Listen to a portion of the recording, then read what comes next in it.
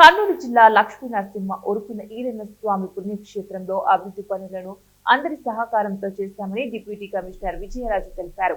ఆదివారం విజయరాజు బదిలీపై వెళుతూ deputy commissioner గా వానికి బాధ్యతలు అప్పచెప్పారు. అనంతరం ఏర్పాటు చేసిన విలేకరుల సమావేశంలో మాట్లాడారు. తన బదిలీపై వస్తున్న అపోహలను ఖండించారు.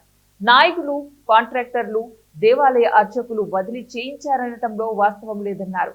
పుణ్యక్షేత్రంలో భక్తులకు అవసరమైన మౌలిక సదుపాయాలను కల్పించడానికి కృషి చేశామన్నారు. అధికారులు, అర్చకులు సహకారంతో, దాతల దాతృత్వంతో పనులను వేగవంతం చేశామన్నారు. ఒక భక్తుడిగా ఈరన్న స్వామి పుణ్యక్షేత్రంలో సేవలు అందించడం జరిగిందన్నారు. బదిలీ అనేది మరో దేవస్థానంలో సేవలు అందించడానికి అవకాశం లభించిందని భావిస్తున్నామన్నారు. ప్రతి ఉద్యోగికి బదిలీ అనేది సర్వసాధారణమన్నారు. రాత్రిపూట కూడా భోజనం పెడితే భక్తులు సంతోషిస్తారని శ్రావణ మాసం ముందు రోజు అమావాస్య నుంచి ఇక్కడ ప్రతిరోజు రాత్రిపూట అంటే 2 పూటల భోజనం అనేది ఇక్కడ భక్తులు దొరుకుతుంది. ఏ దేవాలయంలో లేదు. కానీ వారికి ఏదన్నా క్వాలిటీ కోసం అందరితో కూర్చొని నేను కూడా అక్కడ భోజనం చేశాను. త్రాగునీరు అయిపోయిన తర్వాత అకామిడేషన్. కుంభాభిషేకం చేసే టైంలో అది కుంభాభిషేకం అనేది పూర్వజన్మ సుకృతం.